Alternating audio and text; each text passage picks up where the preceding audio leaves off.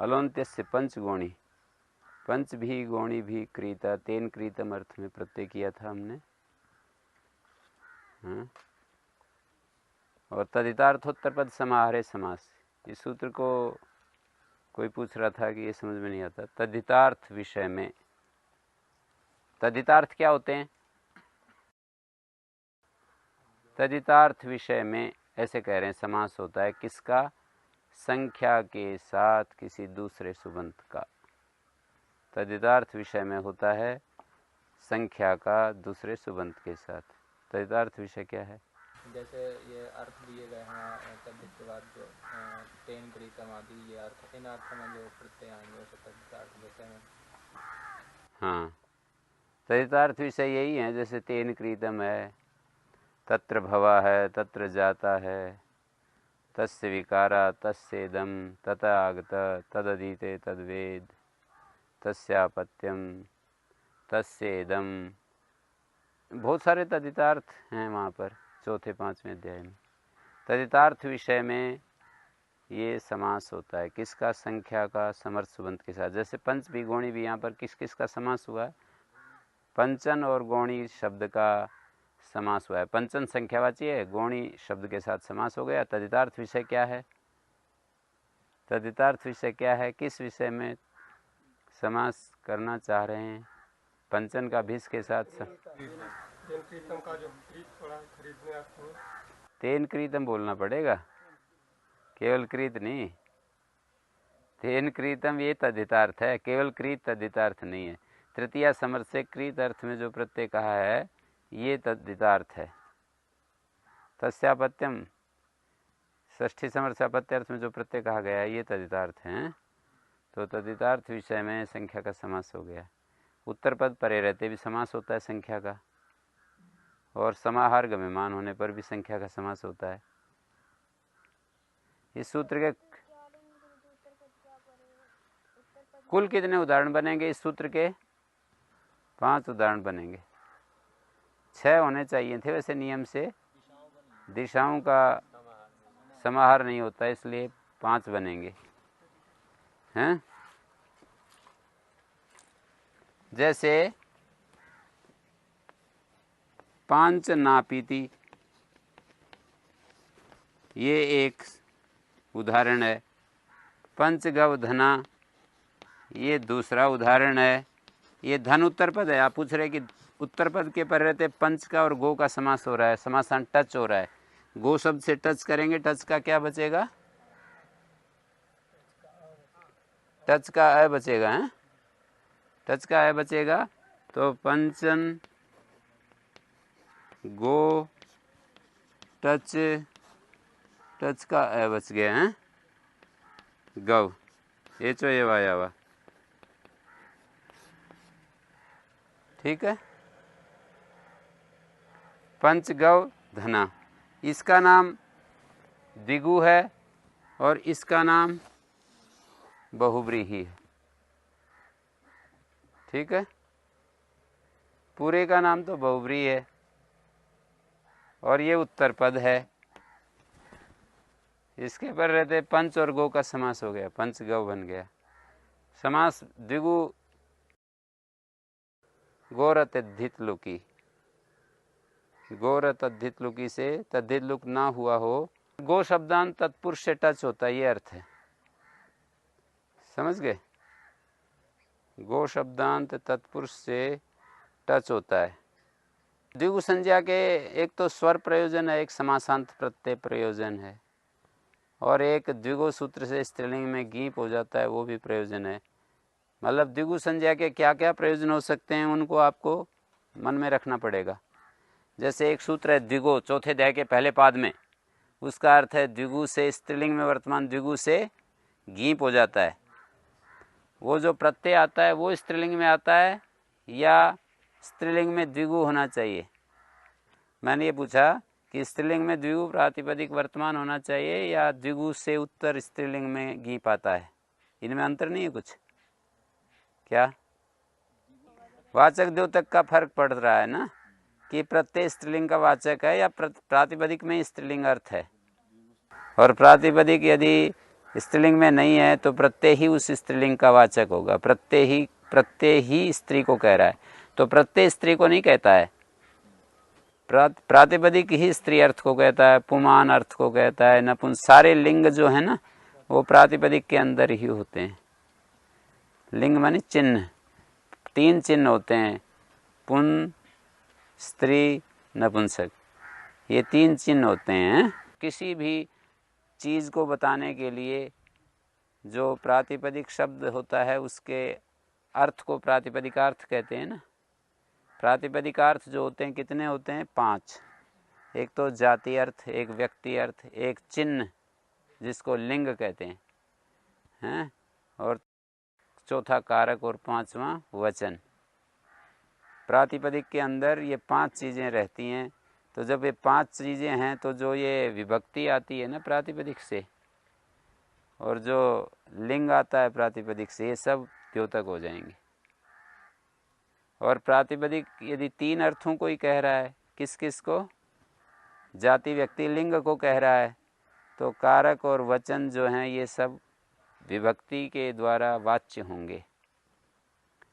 कारक और वचन जो अर्थ होंगे विभक्ति के द्वारा वाच्य होंगे। जैसे ग्रामम गच्छति, ग्राम शब्द से जो अम लाए हैं, ये कारक अर्थ को, कर्म अर्थ को और एकत्व अर्थ को कह रहा है तो ये वाचक है। द्योतित कर रहा है तो ये प्रत्यय द्योतक है। कई बार ये सिद्धांत आपके सामने रखा। ग्रामम गच्छति में जो ग्राम शब्द से अम लाते हैं, तो ये अम विभक्ति का जो अम है, ये कारक और वचन एकत्व को कह रहा है, कर्म को कह रहा है, 2 बातों को कह रहा है ना।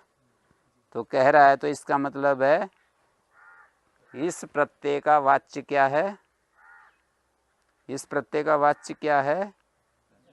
कारक और वचन। और कारक वचन ग्राम के अंदर ही हैं ये भी, तो फिर ये इसको प्रकट कर देगा, इसका द्योतन कर देगा। कमरे में सारी चीज़ें रखी हैं, प्रकाश उनका केवल प्रकाशन करता है। बीज के अंदर वो क्षमता है पेड़ बनने की, पानी, धूप, खाद, ये सारे उसको प्रकाशित करते हैं। ठीक है। और ये जो ग्राम शब्द 3 चीज़ों को ही कह रहा है, जाति, व्यक्ति, लिंग को कह रहा है, तो प्रत्यय के द्वारा वो अर्थ वाच्य होता है। और 5 को कह रहा है तो प्रत्यय के द्वारा वो अर्थ द्योतित होता है। स्त्रीलिंग की भी बात मैं पूछ ली प्रसंगवश कि द्विगु प्रातिपदिक से स्त्रीलिंग में गीप होता है, ये सूत्र का अर्थ करें, या स्त्रीलिंग में वर्तमान द्विगु प्रातिपदिक से गीप होता है, क्या अर्थ करें? द्योतक पक्ष ही प्रबल है, हैं? उपसर्गों में भी द्योतक पक्ष ही प्रबल है। धातु के ही वे विभिन्न अर्थ होते हैं, उपसर्ग केवल द्योतन करते हैं उस अर्थ के। ठीक है। तो एक उदाहरण, दूसरा उदाहरण, इसका एक उदाहरण और दिया जाता है, पंच नाव प्रिया। जैसे स्पष्ट ही उसमें द्विगु का ये उदाहरण भी दिया है क्या? फिर इसमें इसका क्या प्रयोजन हुआ? पंच नाव, हाँ दिया तो जाता है। इसका ऐसे होगा कि ये द्विगु संज्ञा हो जाएगी पंचगो की, और फिर द्विगु से सूत्र आता है ना एक है, वो कहता है द्विगु समास तत्पुरुष होता है। तत्पुरुष होने से फिर गौर तद्धित लुकी टच हो जाएगा। थोड़ा सा घूम करके पहुंच गए वहाँ। नाव द्विगु में सीधा नव शब्दांत द्विगु से टच होता है। समासांत प्रत्यय कहे हैं ना, जैसे पंच नाव प्रिया, पंच, पंचन, नव, टच, प्रिय, सु, ऐसे इसका लोप हो गया। और ये विभक्ति का यहाँ भी लोप हो जाएगा। पंचन न लोभा प्रातिपदिकांत से टच का ए, और ये चो यवा यावा है नाव द्विगु। यहाँ पर इसकी द्विगु संज्ञा से क्या लाभ हुआ? पंचगव की द्विगु संज्ञा कर दी तो द्विगुश्च सूत्र से इसकी तत्पुरुष संज्ञा हो गई, और फिर गौर तद्धिलुगी टच हो गया। ठीक है, इस तरह से बनेगा ये। ठीक है, हाँ जी। और इसमें स्वर भी प्रयोजन है। पहले बहुब्री होता है, बाद में तत्पुरुष होता है ना, तो इसलिए समासांत जो स्वर लगेगा ना वो इसको लगेगा पंचगव धना में।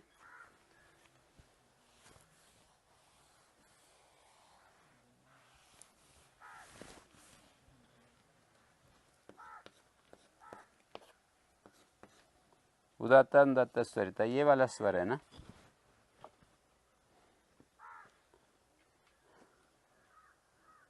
ठीक है, तो पंचगव धना, पंचनाव प्रिया तो एक ही जाति के उदाहरण है। तीसरा उदाहरण है पंचपूली। तो ये देख रहे हैं आप, ऐसे समझा करो इनको उदाहरणों को। तो ये तीन, और एक जो है एक दिशाओं वाला उदाहरण है दिक् संख्य संज्ञान। जैसे ये तो संख्या का समास हो रहा है, पंच और नापित का, पंच और गो का, पंच और पूल का, देख रहे हैं ना।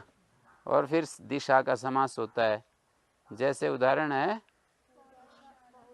पौरुषाला, पूर्वशाला में होने वाला। ये पूर्व का, पूर्व शब्द का शाला शब्द का समास हुआ है, हैं? दिक् प्रपदा संज्ञा में यह प्रत्यय हुआ है, यह, और यह का ए बचेगा, शाला के आ का लोप हो जाएगा, किससे होगा? और आदि अच को वृद्धि। और दूसरा उदाहरण है पूर्वशाला प्रिया से, पूर्वशाला प्रिया।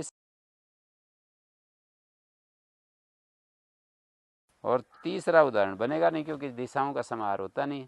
तो इस तरह से ये सूत्र कार्य करता है।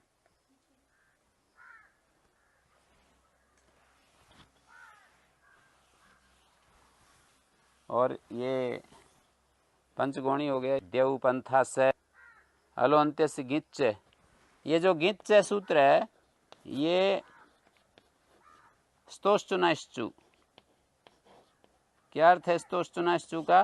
देखिए, तवर्ग के स्थान में चवर्ग हो जाता है, चवर्ग के योग में स्तो और श्चुना, इनके योग में इनको ये हो जाता है, इनके योग में इनको ये हो जाता है। ये क्रम से होता है, योग में क्रम से नहीं चाहिए। इसके स्थान में जब आदेश होंगे तब तो क्रम से होगा, क्रमशः होगा, पर उसमें क्रमशः नहीं चाहिए। गीत आदेश, षष्ठी निर्दिष्ट को जो गीत आदेश होता है वो अंतिम अल को होता है। क्यों किया ये सूत्र विधान, क्यों बनाया? अलोन्त्यस्य का काम नहीं बन रहा था। जैसे क्री धातु से त्रिच प्रत्यय किया और सार धातु कार धातु गुण और उरण रपर होकर के कर त्रि और स्वादुत्पत्ति सु, हैं? रिदुसन स्फुर्दन सोने सामच, इसकी सु के पर अंग संज्ञा है, क्री की अंग संज्ञा है या इसकी पूरे की कर्त्री की? त्रिज के पर रहते तो क्री की अंग संज्ञा थी, उससे हमें लाभ मिल ही गया। अब सु के पर रहते कर्त्री की अंग संज्ञा है, रिदुसन स्फुर्दन सोने सामच।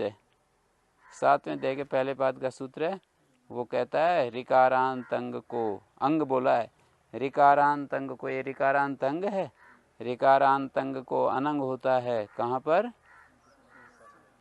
हैं? रिकारांत अंग को अनंग होता है सु के पर रहते। तो अनंग में कई अल हैं। अनंग आदेश पहले अलोन्त्यस्य कहेगा, अंतिम अल को होता है। अनेकाल शित सर्वस्य कहेगा कि संपूर्ण के स्थान में होता है। गिच्च कहेगा अंतिम अल को होता है। अनेकाल और शीत आदेश संपूर्ण को होते हैं। अनेकाल है ना ये अनंग, अनेक अल वाला है, संपूर्ण को पाएगा तो फिर गिच्च अंतिम अल को कर देगा।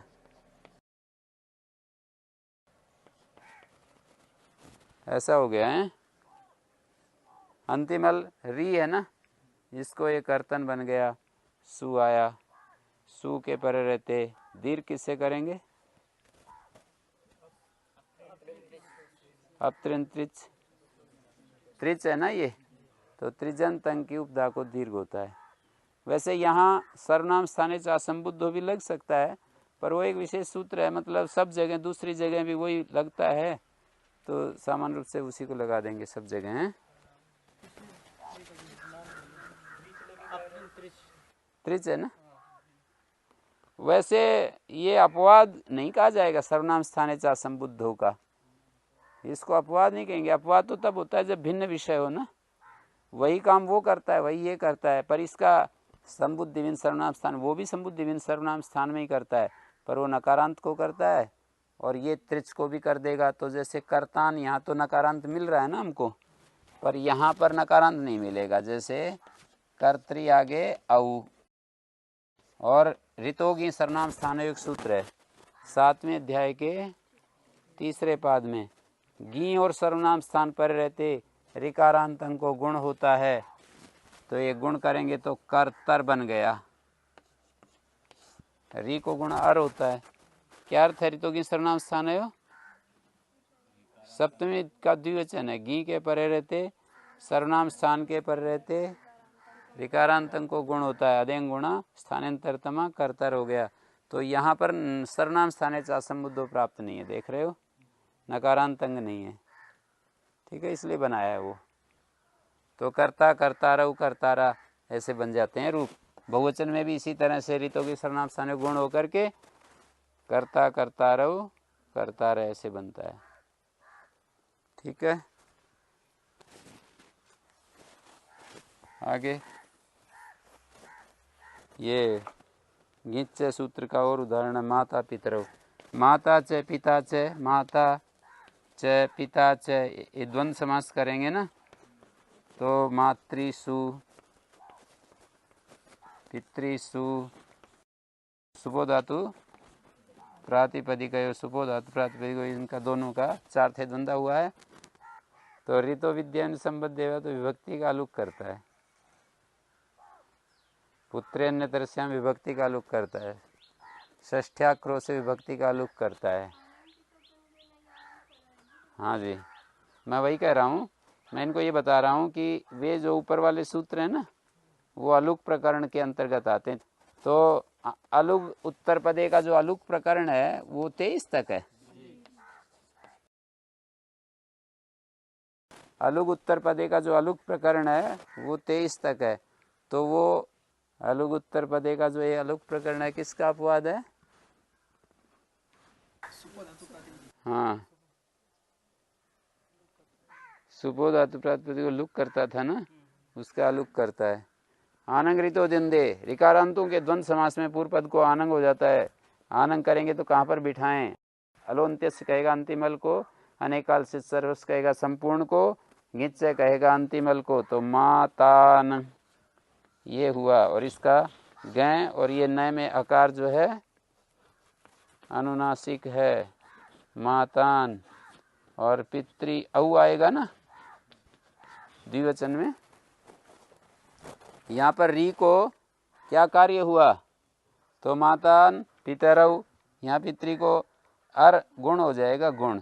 और इस नय का न लोपा, प्रातिपदिक भी और पद भी हो तो अंतिम नकार का लोप हो जाता है, तो इस नय का लोप हो गया, माता पितरऊ। आनंग ऋतो दंते गिच्चे हैं, ठीक है। एक उदाहरण है माता पितरो, दूसरा उदाहरण है कर्ता कर्तारो, कर्ता आनंग होता पोतारो, आनंग ऋतो द्वंद्वे, होत्री पोत्री 2 शब्द हैं, ये वो हैं ऋकारांत, यज्ञ में पुरोहित होते हैं, होता और पोता नाम के पुरोहित होते हैं, तो उनके द्वंद्व समास में होता पोता रहू। मैं एक सवाल पूछता हूँ,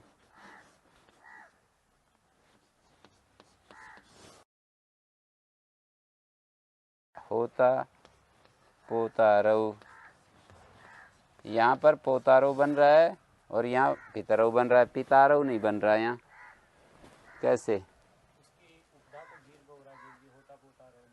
ये तो सबको दिख रहा है,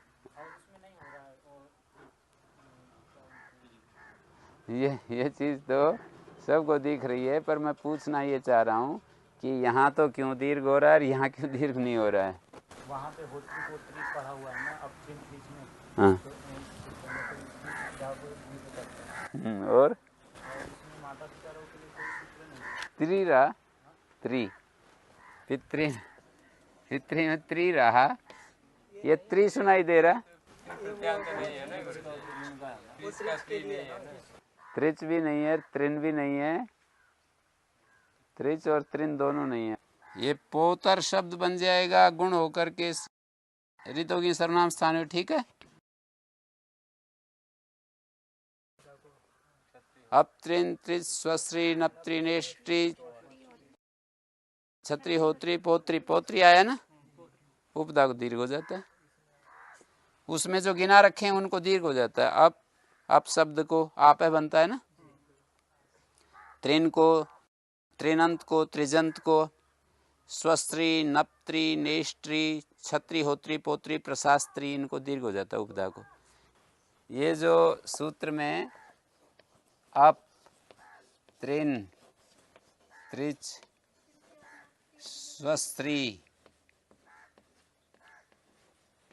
नप्त्री आदि जो शब्द हैं, यहाँ तक तो खैर पढ़ना ही पड़ेगा हैं।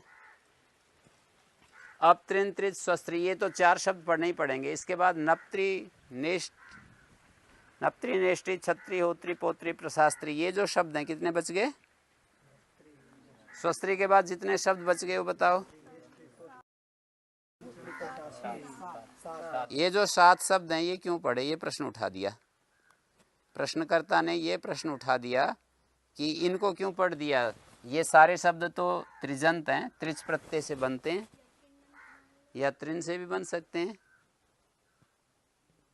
प्रश्नकर्ता ये कह रहा है कि ये 7 शब्द क्यों पढ़ दिए? त्रिन या त्रिच किसी से भी बन जाएंगे। नप्त्री नेष्ट्री त्वष्ट्री छत्री होत्री पोत्री प्रशास्त्री सारे बन जाएंगे। ये इनको क्यों पढ़ दिया? तो इसका उत्तर आप कोई दे सकता है? ये शब्द पढ़े हैं इन्हीं में चाहते हैं, मतलब वृद्धि, और बाकी जो बनते हैं जैसे पितृ वगैरह है उनमें नहीं चाहते हैं, तो हाँ। इनको पढ़ दिए। अगर ऐसा करेंगे तो और ज़्यादा शब्द बन सकते हैं, इनका और रूप भी बन सकते हैं अगर केवल इनको लेकर के पकड़ेंगे। इनको लेकर पकड़ेंगे ना तो सब जगह होने लगेगा। तो इसको एक नियम बोला जाता है, सिद्धे सत्यारंभ नियमार्थ। सिद्धे सती आरंभ नियमार्थ है। किसी काम, कोई काम सिद्ध हो और फिर भी दोबारा उनका वो कर दें, कथन कर दें, तो नियम करने के लिए होता है। तो यहाँ पर सिद्ध था ना, त्रिन त्रिच से कहने से ही सिद्ध हो जाता है ना, दीर्घ सिद्ध हो जाता है त्रिन त्रिच कहने से। फिर भी नप्त्री नेष्ट्री छत्री होत्री का कथन करेंगे, सिद्धे सती आरंभ, मानी उन पदों को हम पढ़ेंगे तो वो नियमार्थ माना जाएगा कि त्रिन और त्रिस प्रत्यांतों को कहीं दीर्घ हो, ऐसे नियम बनेगा। उणादि कोश में 2 प्रकार के शब्द होते हैं, एक व्युत्पन्न और एक अव्युत्पन्न। उणादि कोश में 2 प्रकार से उणादि कोश के शब्द बनाए जाते हैं। एक तो प्रकृति प्रत्यय के विभाग से जो बनाए जाते हैं उनको व्युत्पन्न कहते हैं, कि इस धातु से ये प्रत्यय करके ये शब्द बन गया, इसको कहते हैं व्युत्पन्न। धातु और प्रत्यय उठा करके उनमें कुछ परिवर्तन करके उनमें प्रत्ययों के साथ अनुबंध जोड़ करके और फिर जो शब्द बनाए जाते हैं उसको व्युत्पन्न कहते हैं। और जो बस शब्द पढ़ देते हैं तो उसको व्युत्पन्न कहते हैं। तो उणादि कोश में ये भी एक प्रक्रिया है कि भाई सारे शब्द, ये शब्द बनता है, ये शब्द बनता है, ये शब्द बनता है, ऐसे जो है बनाए जाते हैं। प्रकृति प्रत्यय का विभाग नहीं देखा जाता। तो जो उणादि कोश के जो शब्द हैं तो ये यदि व्युत्पत्ति पक्ष मानते हैं तब तो नप्त्री आदि का ग्रहण है नियमार्थ, कि उणादि कोश के जो शब्द बनते हैं वे इन्हीं में दीर्घ होता है, ये नियमार्थ है। और यदि अव्युत्पत्ति पक्ष लेते हैं, अव्युत्पत्ति पक्ष में तो फिर त्रिन और त्रिच का कोई वहाँ पर हमें पता ही नहीं चलेगा कि ये त्रिजंत है त्रिनंत है, ऐसे हम कह नहीं सकते। जैसे नप्त्री शब्द में ये शब्द त्रिजंत है, ये हम बोल करके बता ही नहीं सकते। अव्युत्पन्न पक्ष का मतलब प्रकृति प्रत्यय का विभाग, जहाँ हमको कुछ भी पता नहीं चलता, उसको अव्युत्पन्न कहते हैं। क्यों? ये जो नप्त्री शब्द है, नप धातु से त्रि प्रत्यय है, मान लीजिए ऐसे हम कहें तभी तो ये व्युत्पन्न बनेगा। और यूं कह दें नप्त्री भाई एक शब्द होता है, हैं? तो ये अव्युत्पन्न हो गया। कोई कहे कि माँ धातु से त्रिच प्रत्यय होता है, तो ये तो व्युत्पन्न हो गया। और यूं कह दें मातृ एक शब्द होता है, अब इसमें क्या धातु है क्या प्रत्यय, ये मत पूछो। मातृ एक शब्द होता है, इसका कुछ अर्थ होता है। मातृ एक शब्द होता है और इसका कुछ अर्थ भी होता है। ऐसा जब कहेंगे तब ये मातृ शब्द क्या होगा, अव्युत्पन्न होगा। तो अव्युत्पत्ति पक्ष में जो नप्त्री नेष्ट्री आदि है ना, दीर्घ की प्राप्ति ही नहीं थी, तो यहाँ पर त्रिन त्रिच के ग्रहण करने से भी काम नहीं बन पा रहा था हमारा। तो इसलिए उनको विधि करने के लिए उन पदों को जहाँ जहाँ दीर्घ चाहते थे ना, उनको सूत्र में पढ़ दिया। और व्युत्पत्ति पक्ष में नियम कर दिया, सिद्धे सति आरंभो नियमार्था एवं भूतानाम अन्येषाम उणादि संज्ञा शब्दानाम। इस प्रकार के जो और उणादि कोश के संज्ञा शब्द है ना, संज्ञा शब्द कहीं से हमें मिलेंगे ना, तो वो तरीका उसका वही है। संज्ञा शब्द उणादि कोश में ही जाना पड़ेगा, हैं? जैसे इन्होंने पंक्ति पढ़ी कि एवं भूतानाम अन्येषाम संज्ञा शब्दानाम दीर्घ ना हो, तो संज्ञा शब्द कौन से हैं, तो अव्युत्पन्न। क्योंकि अष्टाध्यायी में तो जो संज्ञा शब्द हैं वो भी व्युत्पन्न ही हैं। जहाँ जहाँ भी संज्ञा पढ़ा है ना, जैसे अकर्तृजकार के संज्ञाएं पढ़ा है और कई सूत्रों में संज्ञा पढ़ा है, तो व्युत्पन्न ही हैं। व्युत्पत्ति पक्ष में नप्त्री आदि का ग्रहण नियम करता है, अव्युत्पत्ति पक्ष में नप्त्री आदि का ग्रहण विध्यर्थ है। विध्यर्थ क्या है, समझ में नहीं आ रहा है। विध्यर्थ का मतलब विधि करना चाहते हैं, नियम का मतलब यही हो, ही लगा देते हैं नियम में, हैं? राम ही इस काम को करेगा, श्याम नहीं, ये तो नियम है। और जैसे कह दें कि जाओ ये काम कर लो, ये विधि हो गई। कोई भी काम जो है ऐसे अटका पड़ा था, जाओ आप कर लो जा करके, हैं? तो यहाँ नियम नहीं किया कि और कोई नहीं करेगा, और भी किसी को भेज सकते हैं। आपको भी भेज दिया और पीछे से फिर किसी को और को भी भेज दिया, या और भी आपकी मदद लेकर के, आप किसी की मदद लेकर के मतलब कर सकते हो। तो आधे परस से सूत्र कहता है कि पर को कहा हुआ कार्य आदियल को होता है। पर को कहा हुआ कार्य आदियल के स्थान में होता है। जैसे आस धातु है और लट लकार है, लटा सत्री शांचव, लट के स्थान में शानच हुआ। ये शानच कहाँ हुआ, किस कारक में हुआ, ला कर्मणि से भावे चा कर्म के भ्या, अकर्मक धातु से कर्ता में और भाव में होते हैं, तो ये कर्ता में हो गया है। और कर्तरी शप, चकार तो स्वर के लिए होता है और शकार तिंशित सार्वधातुकम। कर्तरी शप, कर्तावाची सार्वधातुक परे हो तो धातु से सप हो जाता है, अधिप्रवृत्तिव्य शप हल्लुक हो गया। अब ये आस और आन ईद आशा एक सूत्र है, सातवें अध्याय के दूसरे पाद में है। आस धातु से उत्तर, आस धातु से उत्तर आन को ईकार आदेश होता है।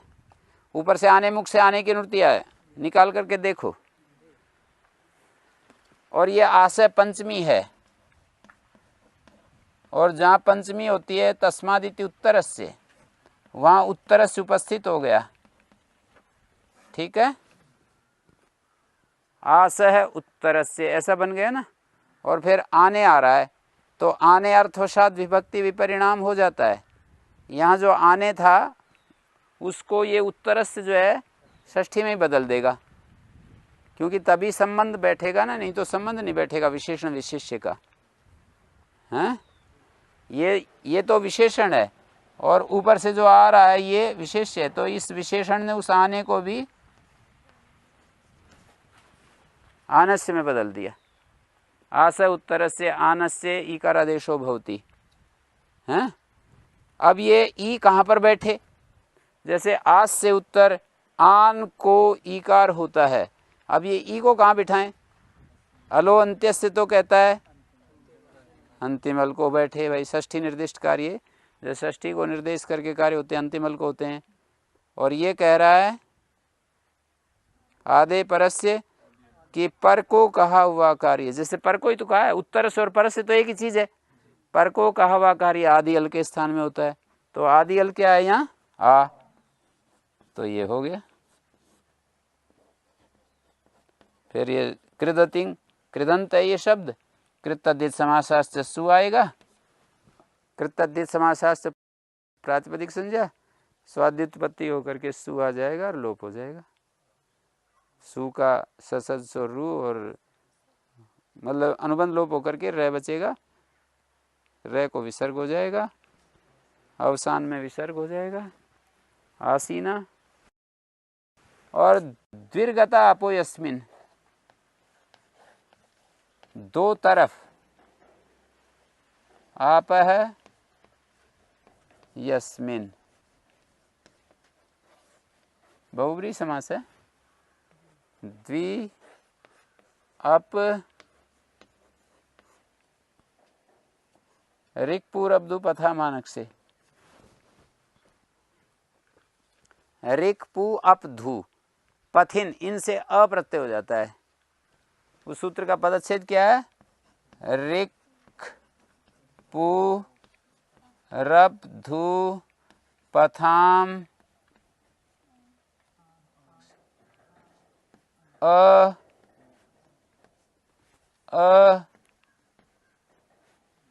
अनक्षे, ये ऐसा है। अ और ए को का सवर्ण दीर्घ हो गया, पथा मानक से सूत्र है ना। तो देखिए आज से उत्तर आन को ईकार आदेश होता है, आसीन बन गया है। आज से उत्तर आन को आसीन हो गया, ठीक है। और ये इसी तरह से ये द्वीप बन गए। एक सूत्र है द्वि अंतर उपसर्गेभ्यो अपईत। अप को इकार होता है, अप को इकार कहाँ पर करें? हलोन्त्य से तो अंतिम अल को प्राप्त होगा। ये कहेगा आधे पर को कहा हुआ कार्य आदि के स्थान में हो, ये ऐसे मिला दिया। सु आएगा तो अमी पूर्व द्वीपम बन गया। अंतर शब्द होगा तो इसी तरह से ये समासांत अप्रत्यय इसी सूत्र से, और अंतर शब्द है ना, अंतर से परे भी अंतरीप, और उपसर्ग से उत्तर नी उपसर्ग है जैसे, और अप समासांत अ को ई अका सवर्ण दीर्घ। इस सूत्र के सारे उदाहरण दे दिए आपको। द्वीप, अंतरीप, नीपम, समीपम। द्वीपम तो द्वि से ही हो जाएगा ना। हाँ, नी उपसर्ग तो नीपम, और वी उपसर्ग होगा तो वीपम, और सम उपसर्ग होगा तो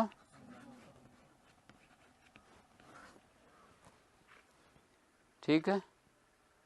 सम से उत्तर आपको आधे परस्य से ई हो गया।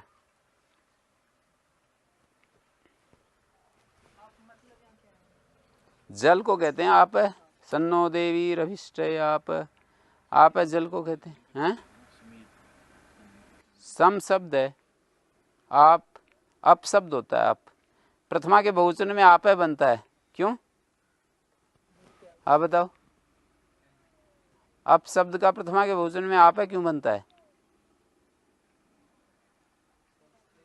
अब त्रिंत्रित से आपके आकार को दीर्घ हो जाता है। हैं? नीपम, नी उपसर्ग है ना, अब के आकार को ई हो गया तो नीपम। निर्गता आप अस्मात्, निकल गए हैं जल जिससे उसको नीपम। विगता आपो अस्मात् वीपम। संगता आपो यस्याम यस्मिन इति समीपम। संगत हो गए जल जिसको उसको समीप कहेंगे। फिर इसका उपमा से फिर दूसरी जगह प्रयोग हो जाता है। उपमा से प्रयोग कैसे होते हैं? जैसे प्रकृष्टो वीणा में प्रवीणा होता है। प्रवीण का प्रवृत्ति निमित्त क्या है? वीणा बजाने में कुशल। अब दूसरी जगह भी जो कुशल होगा उसको प्रवीण कह देंगे। गाड़ी चलाने में या कोई और कंप्यूटर चलाने में और कोई काम करने में, खेती करने में, प्रकृष्टो वीणाएं इसको लेकर उपमा से दूसरी जगह में कर देते हैं। तो संगता आपो यस्मिन समीपम। संगत हो गए हैं जल जिसमें, मतलब जल समीप आ जाते हैं ना। संगत होने का मतलब जल इकट्ठे हो गए हैं जिसमें। फिर इस उपमा से दूसरी जगह भी समीप शब्द का प्रयोग कर देंगे। जैसे वहाँ जल इकट्ठे नज़दीक आ गए, ऐसे दूसरी भी नज़दीक चीज़ को समीप कह देते हैं। मतलब प्रवृत्ति निमित्त तो वही है, पर उपमा से तो फिर सब जगह जा रहा है ना। प्रकृष्टो वीणायाम, प्रवीणा, और वीणा को वीण बन गया। प्रकृष्टो वीणायाम इति प्रवीणा है। कुशल, कुशल होता है। कुशान लाती थी, कुशों को जो लाए, ग्रहण करे, ये होती है ना कुश, घास। घास को जो, उसको कुशल क्यों कहते हैं?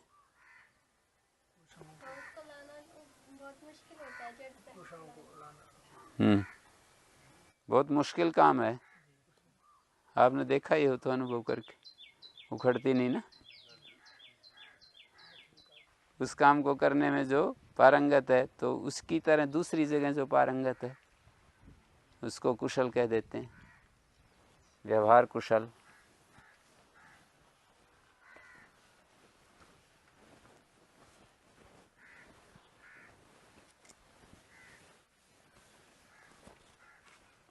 अनेकाल सिद्ध सर्वस्व। अनेकाल आदेश और शीत आदेश संपूर्ण के स्थान में होते हैं। अनेकाल सिद्ध सर्वस्व, अनेकाल जो आदेश है और शीत आदेश संपूर्ण के स्थान में होता है। तो देखो, ये अस्तेर भू, अस के स्थान में भू होता है। ये भू अनेकाल है, इसलिए अलोन्त्यस नहीं लगा है। अनेकाल आदेश है, इसलिए भविता भवितुम भवितव्यम बन जाएगा ना। त्रिच आएगा भविता, और तुमन आएगा भवितुम, तव्यत आएगा भवितव्यम।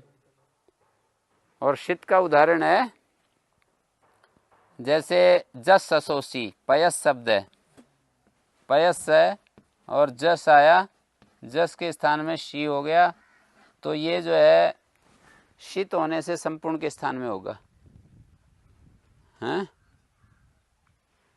और शी सर्वनाम स्थानम, नपुंसक से झलचा, झलंत नपुंसक को नुम होता है, तो मिदचवंत्यात परा से नुम यहाँ पर आकर के बैठ गया। शांत मेहता संयोग, सकारांत संयोग का जो नकार, इसकी उपधा को दीर्घ होता है। नष्टापदांत झली अनुस्वार और श का ई इसमें मिला गए, पयांसी बन गया ना। और जशा शी करते हैं, वो भी इसी तरह से सर्व शब्द है और जस है, जस के स्थान में शी हो जाता है। और प्रथम पुरुष वर्ण आद गुणा होगा, उसको बाद करके प्रथम पुरुष वर्ण, उसको बाद करके नादीची, उसको नादीची मना हो गया, तो फिर आद गुणा सर्वे बन गया। यहाँ पर प्रश्न ये उठ रहा है कि ये जो आप आदेश कर रहे हो ना, ये जस के स्थान में शी है, तो ये तो अनेकाल आदेश है अपने आप ही। ये तो अनेकाल आदेश होने के कारण संपूर्ण के स्थान में हो जाएगा। शीत ग्रहण क्यों किया? हाँ, अनुबंध लोप करके तो देखते हैं, पर यहाँ तो अनुबंध ही लोप नहीं हो सकेगा। शकार का लोप कैसे करोगे आपसे मैं पूछूं तो आप बताइए। शकार का लोप जो है किस नियम से करेंगे आप ये बताओ, कोई भी बोलो। लशक व तद्धिते बता रहे हैं कि शकार का लोप। लशक व तद्धिते का अर्थ क्या है पता है? उपदेश में प्रत्यय के आदि में लकार शकार कवर की संज्ञा होती है तद्धित को छोड़कर। इसकी प्रत्यय संज्ञा कैसे है? स्थानीवत कैसे होगा? नहीं, स्थानीवत तो तब हो ना जब इस स्थान में आ चुके, जस के स्थान में जब आ चुकेगा तभी तो होगा स्थानीवत। तो जब तक ये इसके स्थान में नहीं आता तब तक ये प्रत्यय नहीं बनेगा। प्रत्यय नहीं बनेगा तो इसकी इत संज्ञा नहीं होगी। इत संज्ञा नहीं होगी तो अनेकाल होगा। अनेकाल होगा तो अपने आप ही सर्वादेश हो जाएगा। सर्वादेश होने के बाद प्रत्यय संज्ञा होगी। प्रत्यय संज्ञा होने के बाद सकार की इत संज्ञा होगी। हैं? यदि हम अलोअंत्यस नहीं, भावी तो नहीं कर सकते। अलोअंत्यस जब वो कोई भावी तो तब माने जब कोई रास्ते ही न हो। यहाँ जो है क्या क्या काम होगा? अलोअंत्यस ही पाएगा ना, जब यदि ये सूत्र ना लगे तो अलोअंत्यस ही तो प्राप्त है। अंत्यस्य स्थाने भवन नायम प्रत्यय स्यात्। यदि शी श के स्थान में हो प्रत्यय नहीं बनेगा। असत्याम प्रत्यय संज्ञायाम इत संज्ञा न स्यात्। असत्याम इत संज्ञायाम अनेकाल। यदा अनेकाल अनेकाल तो सर्वादेशा। यदा सर्वादेशा तदा प्रत्यय संज्ञा। यदा प्रत्यय संज्ञा तदा इत संज्ञा। और इत संज्ञा बाद में होगी तो अनेकाल अपने रूटीन में ही हो गया। ये तो व्यर्थ हो गया ना शीत ग्रहण। अनेकाल सित सर्वस्व सूत्र में शीत की कोई जरूरत नहीं रही, फिर भी शीत पढ़ रहे हैं। इसका मतलब आचार्य कोई गुप्त अभिप्राय हमारे को कहना चाहते हैं। और उनका अभिप्राय क्या है कि अनुबंध के द्वारा मैं अनेकालता को नहीं मानता हूँ। अनुबंध के द्वारा मैं अनेकाल को स्वीकार नहीं करता हूँ। जैसे शकार अनुबंध है ना, इसके द्वारा जो अनेकालता यहाँ दिखाई दे रही है उसको मैं नहीं स्वीकार करता हूँ। उनका यह अभिप्राय पूरी अष्टाध्यायी के लिए एक सामने आ गया निकल करके शीत ग्रहण करते हुए। उन्होंने तो शीत आदेश सर्वादेश होता है ऐसा कहा। शीत जो होता है वो संपूर्ण के स्थान में होता है, ये बात कही। शीत संपूर्ण के स्थान में, साथ में ये भी कह दी अनुबंध के द्वारा अनेकाल तो नहीं मानता। यदि वे अनुबंध के द्वारा अनेकाल तो मानते होते तो यहाँ अनेकाल सिद्ध सर्व सूत्र में शीत नहीं बढ़ते। पक्का है ना? यदि अनुबंध के द्वारा अनेकाल तो अभीष्ट होता तो शीत पढ़ते। शकार अनुबंध के द्वारा यदि अनेकाल हो जाता तो अपने आप ही ना जस को शी हो जाता। फिर क्यों कहते शीत सर्वस्य? तो वो नहीं मानते हैं, इसके लिए अनेकाल। मतलब ये बात यहीं से निकली है। अनुबंध के द्वारा अनेकालता नहीं मानता हूँ मैं, या आचार्य नहीं मानते हैं, ये बात यहीं से निकली है। ठीक है। और दूसरी बात थी कि ये जो तातंग है ये संपूर्ण को कैसे, जैसे पठ पठतात, पठ धातु है और ये लोट लकार, लोट के स्थान में तिप आता है और कर्तरी शप आता है। पठ अ और एरु ई की जगह ऊ हो जाता है। लोट लकार के इकार को उकार हो जाता है। ठीक है। तो यो तातंग आशिष्य अन्य तरस्याम 7वें अध्याय के पहले पाद में सूत्र है। तू और ही को तातंग होता है। तू और ही को तातंग होता है। तो तू के स्थान में जब तातंग होगा तो ये इस तरह से बैठेगा, तात। ठीक है। तू के स्थान में तातंग, तो ये पूरे को कैसे हो रहा है? गिच से अंतिमल को नहीं हो रहा है। इसका प्रश्न का उत्तर कोई दे सकता है? ये जो तू के स्थान में तातंग होता है ना, ये गिच से नहीं होता, पूरे के स्थान में। श्रद्धा बताओ। ऐसे ही के स्थान में भी, जैसे पठ और ये लोट लकार, लोट के स्थान में सिप आ गया, शेर ये पीछे से ही हो गया, पठ और शप का ए। अब तो योस तातंग, अतो हे से ही का लुक होता है। तो योस तातंग आशिष्य अन्य तरस्याम। अंतिमल को क्यों नहीं हो रहा? तातंग तो हो रहा है। पठ तात, पठ तात ऐसा बन रहा है। पूरे ही के जगह तात बैठता है, पूरे तू की जगह तात बैठता है। पठ तात, देखो ऐसा बनता है। क्यों नहीं होता पता है? अनुबंध के कारण, अनुबंध के बाद भी अनेकाल है। ये गीत का प्रयोजन क्या है? गीत प्रयोजन तातंग का जो गकार है ना, अनुबंधों के एक ना कोई प्रयोजन होता है। जैसे गकार यदि अंत्यादेश के लिए होता तब तो ये निश्चित रूप से अंत को बिठा देता, पर तातंग का गकार कुछ दूसरे प्रयोजन के लिए लगाया है, इस काम के लिए नहीं है, हैं? जैसे यद्यपि एक अनुबंध कई कई प्रयोजन भी सिद्ध करता है, पर यहाँ चरितार्थ हो गया तातंग का गीतकरण। मृष्टात जैसे मृज धातु है और यहाँ तातंग हो गया, और यहाँ गकार जो है मृजेर वृद्धि से वृद्धि की प्राप्ति है। व्रस्त ब्रज से मृज को श स्टुना स्टु मृष्टात बनता है ना। व्रस्त ब्रज व्रस्त ब्रज मृज छाम स, इस जय को श होता है, तातंग को तय को टय, मृष्टात बनता है। तो तातंग यदि अंतिम उसके स्थान में होता, अंतिम स्थान में होता, एक अनुबंध के कई प्रयोजन हो जाते हैं कि भाई कोई यूं कहे कि अंत्यादेश के लिए भी हो जाएगा और वृद्धि गुण प्रतिषेध के लिए भी हो जाएगा, क्यों इसको ऐसा कर रहे हैं? तो इसका फिर दूसरे तरीके से यदि अंत्यादेश चाहते तो 7वें अध्याय में जाकर के ये सूत्र नहीं बनाते, तुह्योस्तातंग अन्य तरस्याम। फिर तो जैसे एरु किया है, तीसरे अध्याय के चौथे पाद में जो एरु सूत्र है ना, जहां उसके नजदीक ही बना देते, ती और ही के इकार को सूत्र बना देते तिह्योस्तात, और एरु से एक ही अनुवृत्ति ले आते।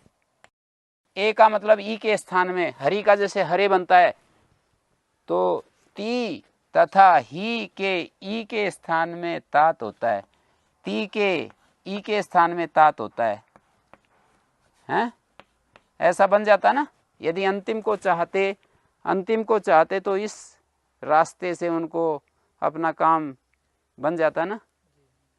इस रास्ते से नहीं चले, थोड़ा लंबा रास्ता अपनाया कि ती और ही को तुयोस तातंग आशीष नतरश्याम, तू और ही को तातंग होता है, तो तातंग को गीत किया, फिर इतना झंझट मोल लिया कि उससे जो है विद्यार्थियों के सामने एक समस्या आई कि इसको अंतिम आदेश करें, अंतिम बल के स्थान में करें या सर्वादेश करें।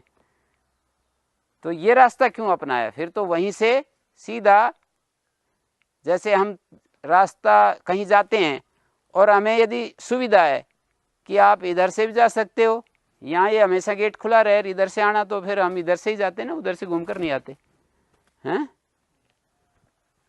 खेत में से कहीं जाने के लिए कोई मनाही ना हो तो हम फट से हम इतना थोड़ा सा भी जो है ना, इतना सा भी जगह आप देखना, कई जगह मतलब इतना सा भी घूम करके हम नहीं जाना चाहते। यदि ये वहाँ से यूँ सीधे जाते हैं और इधर से यूँ जाना पड़े, हैं? देखा है? इतना भी घूमकर नहीं जाते।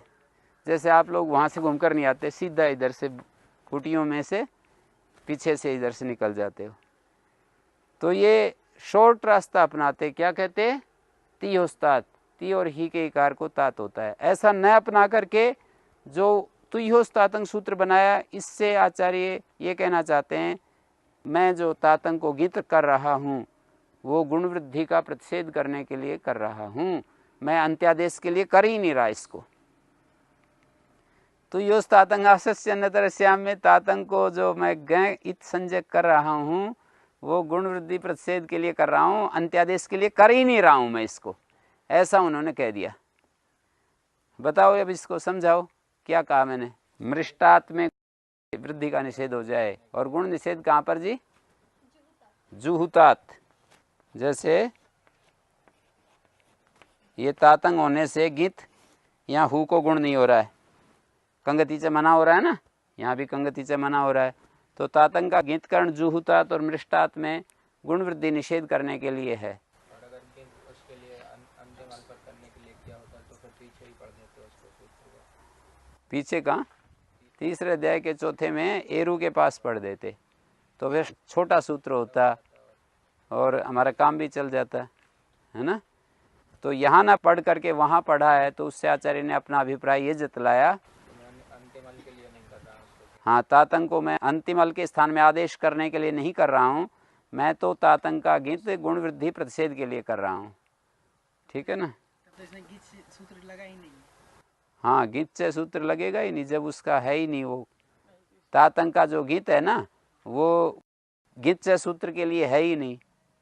तातंग का जो गकार है वो गिच्चे के लिए भी हो सकता था और गुण वृद्धि निषेध के लिए भी हो सकता है, तो वो गुण वृद्धि निषेध के लिए ही है, गिच्चे के लिए है ही नहीं। आचार्य ने ये बात अपनी बता दी, मतलब वहाँ उस सूत्र को बना करके बता दी।